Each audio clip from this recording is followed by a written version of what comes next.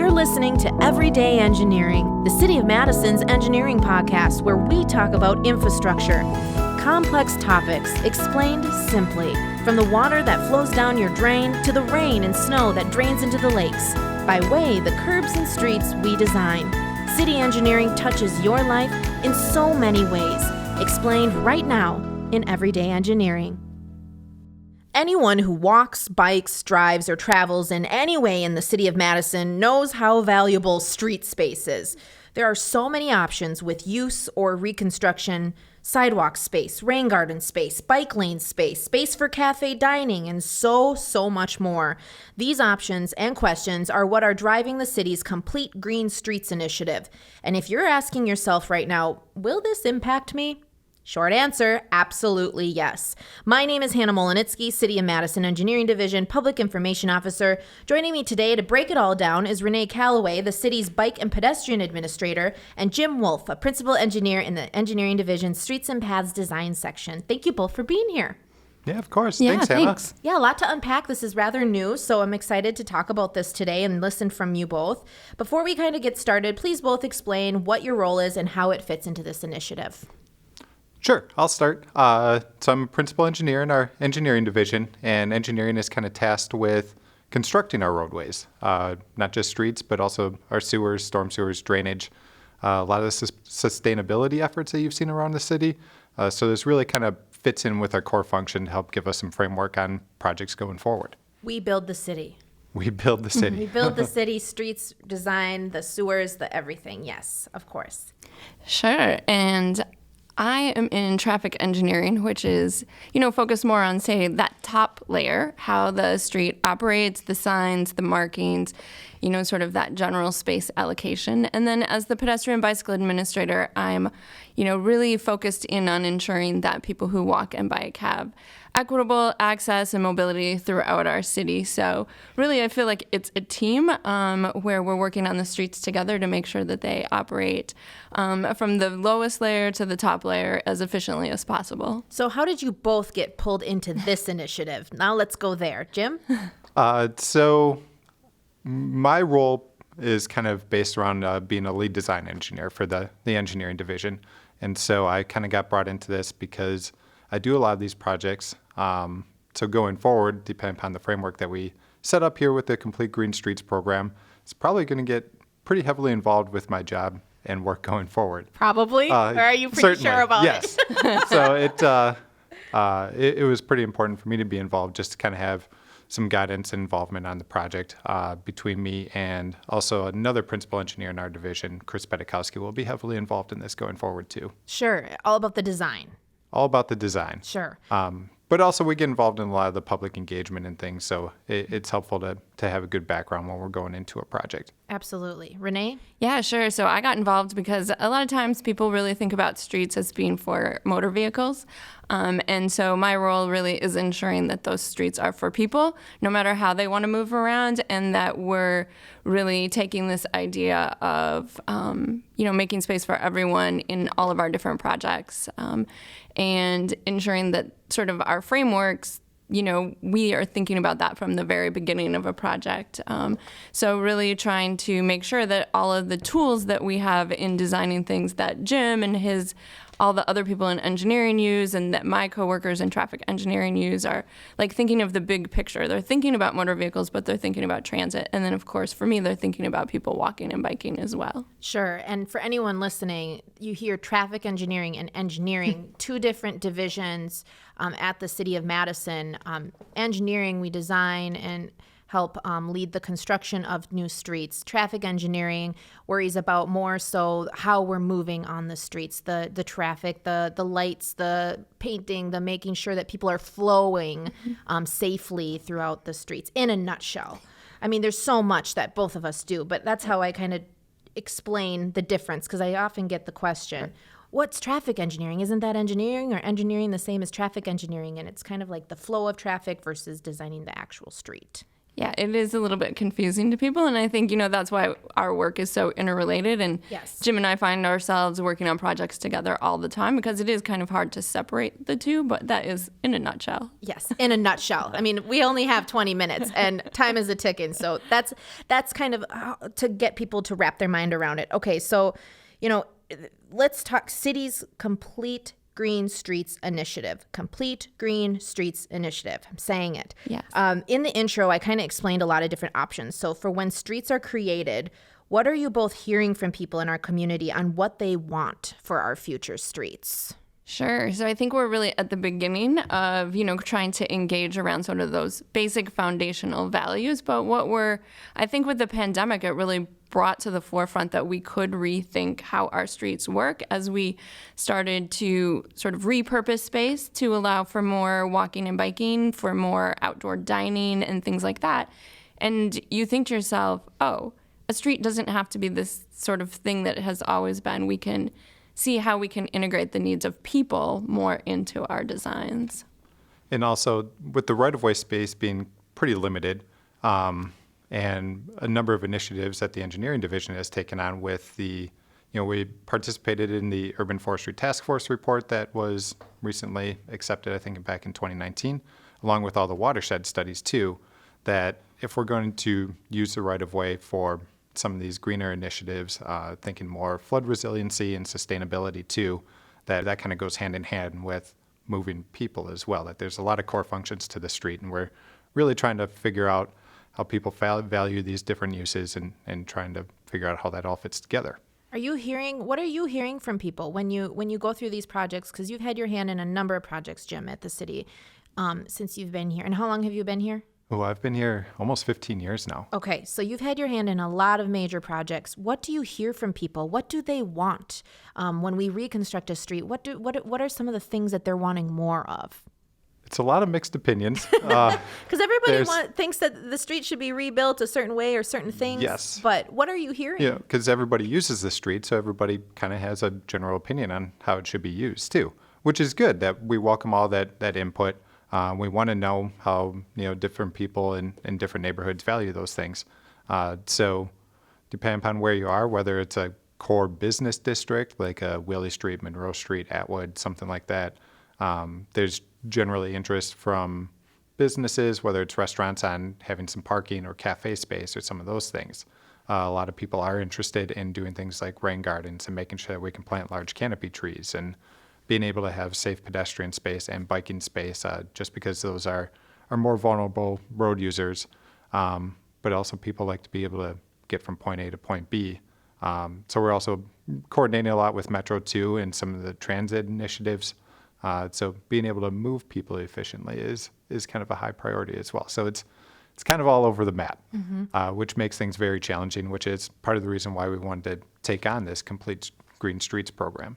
So the program, where did the idea kind of come from? I heard you say a little bit about the pandemic and how it's made us rethink. And the program or the initiative is really looking at how we're designing streets looking forward, correct? Correct. So I think this program, we started this project just before the pandemic. It was something that we knew needed to happen. And I think we've had in the city sort of a complete streets policy for a long time, which says that our streets should accommodate, different users of different types. But even when you're just thinking about the transportation element within a corridor, that can be really challenging. A street to have, drive lanes enough to satisfy everyone, a transit lane so transit can be efficient and on time and be more useful for people while also having safe bike lanes and pedestrian facilities. Just that alone is very hard to accomplish. Then you add in sustainability issues with trees, rain gardens, and other sort of stormwater interventions. Suddenly you realize there's just not enough space to do all of these things. So having a complete streets policy, you add in wanting to do all of these green things, well, there are trade-offs. And I think this project is trying to have a better understanding of this resident values around those trade-offs and coming up with some decision-making tools for project designers like Jim to make his job easier, so you're not starting from, here's 35 different ways you could allocate that space, but saying, this is the context of the street, we know this is kind of our starting point for the design. So like you said prior to us recording, this initiative will change Jim's world. That's the plan. That is the plan. Jim looks Looking at me forward to it.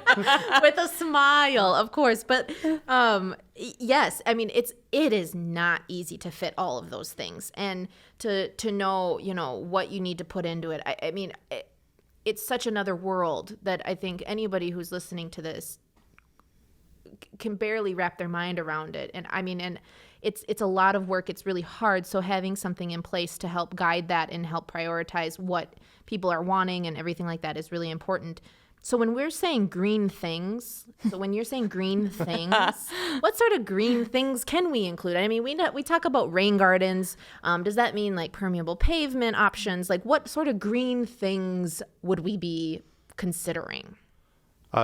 There are a number of things, and there's just kind of generally in the recent years, we have been moving forward more with some of the terrace rain garden programs and really factoring trees heavily into our designs. But this will help give us a little bit more robust kind of backing for some of these decisions too, that we are trying to prioritize creating space for larger canopy trees. What does that mean? That means soil volume in general, that if we want to have trees that are going to be able to grow up and provide some good shade quality and good root structure to help with some heat island effects in like the urban areas in particular, that soil volume is going to be key, which means more space, as Renee was getting to. Yeah.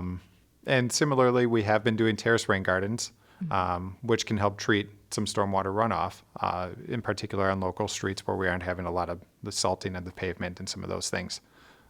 Which has been helpful in a lot of areas, and they're beautiful. They're really nice, and I think they provide a pretty good value for the city too. And then we have been doing some permeable pavement, which will be a consideration going forward too. We have had some mixed results on different types that we've used, but we have piloted some projects. So this will help give us some guidance on where we can and should be considering some of these different elements. We actually have a new page on our cityofmadison.com/engineering website focusing on permeable pavement. We bring you to the test site of the different pavements. There's a video posted there. And also we bring you to the first neighborhood with the full permeable street in the Westmoreland neighborhood.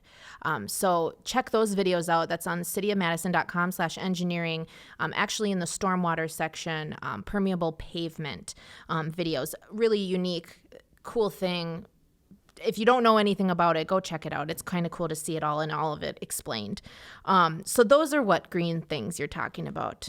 And I'm sure we'll come up with other green things too. Oh, sure. We're constantly learning and adapting and growing. But I think, this green infrastructure versus, the typical standard gray, with the piping and the everything, from underground to the typical way you're constructing a street, it's changing.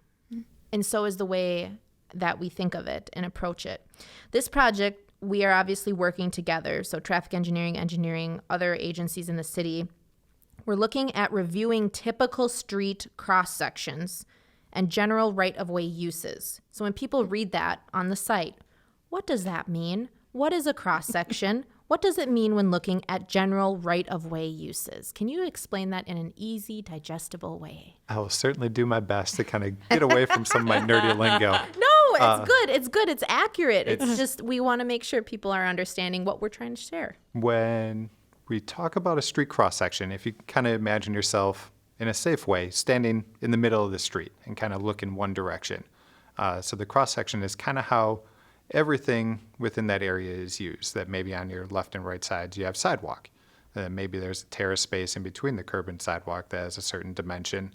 And then you'll have some sort of street space, whether there are parking lanes or travel lanes or bike lanes. It's kind of allocating the street width to various uses. Okay. And then general right of way? General right of way. So the right of way is kind of the portion of the street area mostly that is owned by the city, essentially. Mm-hmm. It's open for public uses, and there's, it's essentially a property line. And on a typical street with sidewalks, it's usually from about 1 foot on either side of the sidewalk kind of towards the center of the street. So everything in between there. So Everything feet in outside, a foot or two outside of each sidewalk, and everything in between. That's where we can work. Yep. And then with it being public right-of-way, it's also open for uses by public utilities too. So all of your telecommunications companies, fiber lines, electric lines, all of those things too. So we are competing not only with our own utilities and underground infrastructure, but also some others as well. Yeah, which is interesting because, if I'm doing something in my terrace, I think that it's my property, and that the city can't touch it. But if it's in the public right of way, yes, we can. There's also a good explainer on our engineering website of what public right of way is, www.cityofmadison.com/engineering. Okay, when we work on new street reconstruction, we follow standard street designs. And this whole, project is looking at how we're designing moving forward, how we're fitting everything in, and by using green things, as we like to say. So we follow standard street design. So what, in a nutshell, does that mean? I'm making you both work and explain. I know, right? So standard street design. I think it's interesting because that's something that has been changing, and it's, I think, picking up its pace. So for a long time, there's all kinds of sort of engineering guidebooks and standards that sort of explain how you would design a road, what a bike lane might look like, what a pedestrian facility looks like, and kind of street, like lane widths, all of these sort of basic things. But in recent years, there's been just a lot of change and a lot of thinking about, in urban areas, what really are the safest designs, and a much bigger focus on trying to make sure that everyone is safe and less about, just how many cars can get down a street in a certain amount of time conveniently. So it's been changing a lot. And so as we think about our own city, we've started to do a few of these things. We have on Bassett Street a new parking protected bike lane where the bikes have a space that is separated from the driving lane where people can just feel more comfortable. We're going to put in sort of a new kind of bus stop where the people cross the bike lane to get to the bus. So all of these things are kind of new design elements that haven't been around forever, but are really aimed at trying to say if a person makes a mistake when they're driving, it shouldn't end in a serious or fatal crash. So what would that look like? So what we're trying to do here is think about our own city in the kind of context of the streets and what makes sense in those contexts. So a residential area doesn't look like a business district. A truck route is going to look a little bit different from a priority bike lane road. So just trying to really consider all of those elements. And it's been a while since we've updated these standard design standards, correct? This is true. I think a lot of our standard design has gone back to even before I started here, so more than 15 years ago. Sure. And also I think our complete streets policy that we currently have on file anyway was adopted in 2009-ish. Okay. So a lot has changed. A lot has changed. It's been a minute.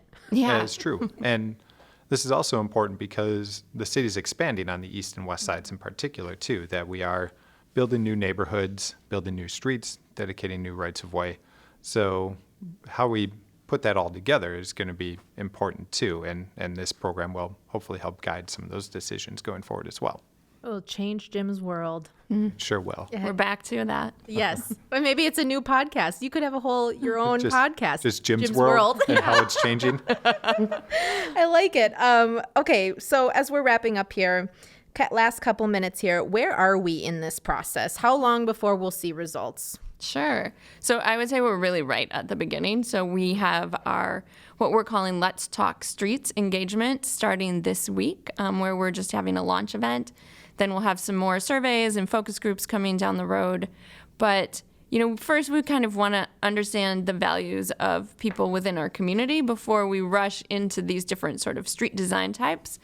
But really, as we get later into the summer and early fall, you'll start to see some more materials about some potential designs, some like corridor priorities for transit or for biking, for things like that. And then hopefully in the early part of next year, we'll have a much more of a guide ready to go. Okay. And then when will it kind of start? So like what projects will this start with? Do we know that right now or no? We don't know that yet. Okay.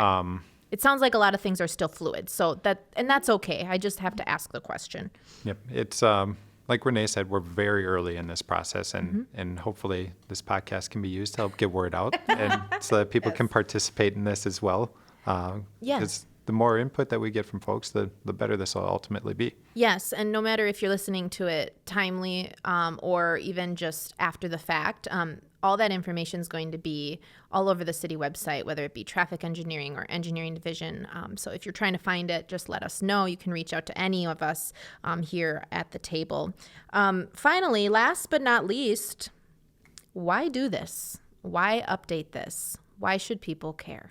Sure, I think people should care because, it's kind of easy to ignore your street until Jim shows up or one of his coworkers. I'm with them, and we're talking about doing something different. And so this really is going to inform those projects going forward. So even though maybe your street nothing's happening to it today, down the road in a few years, maybe it will be. And then you're going to wish that you had participated and, so that the city's work reflected your values and what you would like to see for the city. And I think everybody moves around the city in many different ways, and this is going to have a big impact on that movement. And from a project's perspective, depending upon the street that we're working on, I know I've been involved in projects where it's been a highly iterative process where I've cranked out design alternative after design alternative and trying to come to a consensus with a lot of different values and a lot of different uses out there is very difficult and if ever to achieve. So it becomes both frustrating for me and for the residents too, where, it seems like we discuss things over and over again without coming to solutions. And so from a project perspective, this will hopefully help make things a little bit easier going forward with some of that too. Yeah, and the green stuff, let's not forget the green stuff. Because, sustainability, I think, is a big issue and should be on everyone's mind. So we need to make our investments wisely and using our dollars the best way to make change. So get involved, learn up on it, read up on it, look for the listening sessions or the public information meetings. In any way you can, get involved, listen to this podcast, share this podcast episode. I'm sure we'll have more episodes in the future talking about different parts in this process, but Changing Jim's World, or also known as the city's Complete Green Streets Initiative. Thank you both for being here. Yeah, thank you. Thank you. Good perspectives, interesting perspectives. Thank you so much for listening. We'll keep you updated and connected on the City of Madison website in both traffic engineering and engineering. If you have a question or a topic you'd like us to cover on this podcast, send us an email at engineer@cityofmadison.com or connect with us on social media. We're everywhere because we're here for you every day in engineering.